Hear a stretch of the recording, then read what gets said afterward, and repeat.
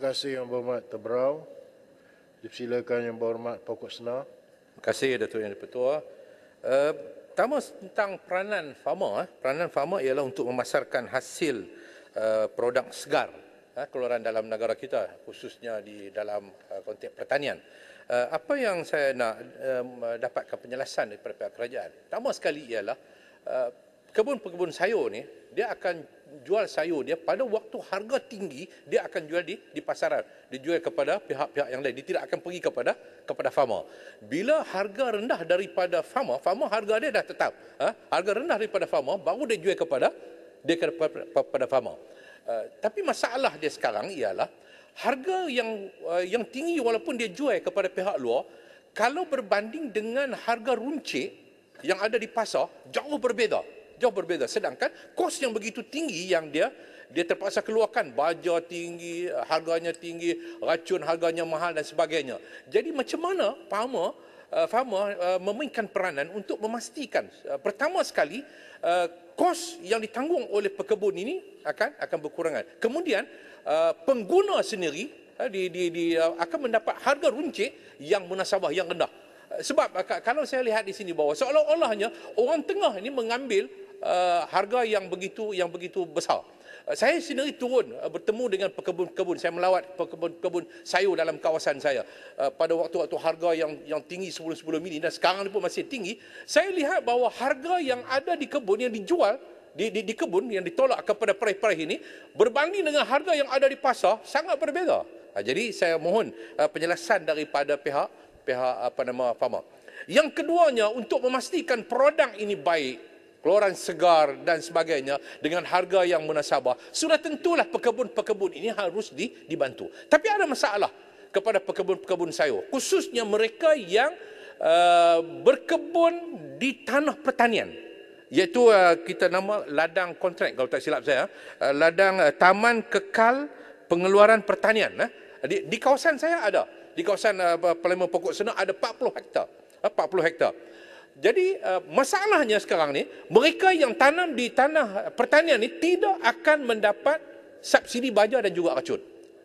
Saya akui bahawa Jabatan Pertanian menyediakan kos yang lain, iaitu infra, peparitan dan sebagainya, store, itu dibuat sekaligus.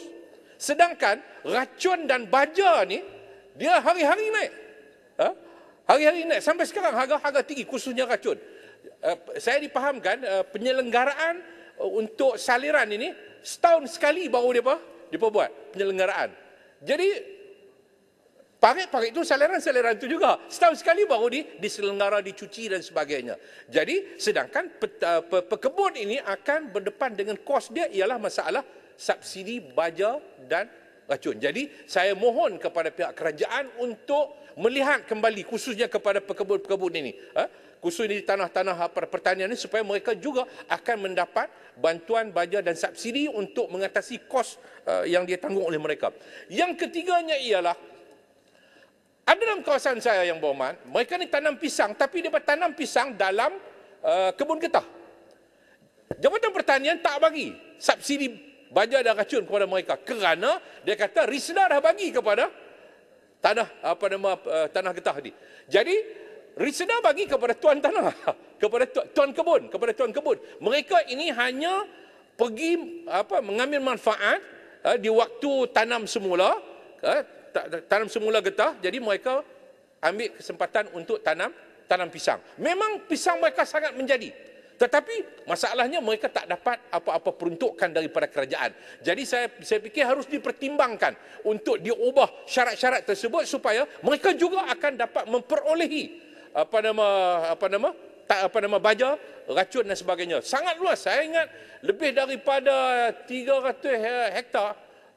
Begitulah yang ada dalam kawasan saya yang diusahakan oleh 5 ataupun 60 orang pengusaha tanaman pisang ini, untuk pisang yang nak dijadikan krepek pisang ni, krepek pisang. Jadi saya mohon kepada pihak kerajaan.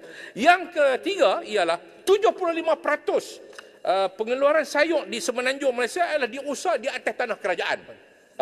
75% di atas tanah kerajaan, tanah kerajaan. Sama ada tanah macam tanah pertanian tadi ataupun tanah-tanah kerajaan yang dimohon oleh pekebun-pekebun, dan termasuk juga ada yang ditanam di atas tanah-tanah rizab.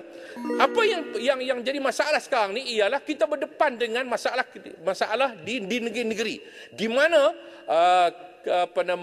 kita berhadapan dengan tanah tersebut nak dimajukan oleh pemaju-pemaju. Nak diambil dan kerajaan negeri meluluskan kepada pemaju-pemaju. Ini apa yang berlaku di daerah Kinta. Salah satunya ialah daerah Kinta dan Batang Padang, Perak. 12 kelompok petani sedang diusir. Jadi saya nak kerajaan melihat bahawa sepatutnya kerajaan harus melihat bahawa tanah-tanah kerajaan yang diusahakan untuk tanaman sayur ini mesti dikekalkan supaya tidak diubah untuk dijadikan kawasan-kawasan perumahan dan sebagainya, untuk memastikan supaya kita nanti tidak lagi nak bergantung kepada import sayur yang lebih banyak daripada luar. Ini untuk memastikan supaya tanaman ataupun kawasan sayur dalam negara kita ini akan dapat menghasilkan produk yang baik dan juga akan dapat membekalkan tahap sara diri kita yang lebih baik pada masa yang akan datang. Terima kasih. Terima kasih Yang Berhormat Pokok Senar, dipersilakan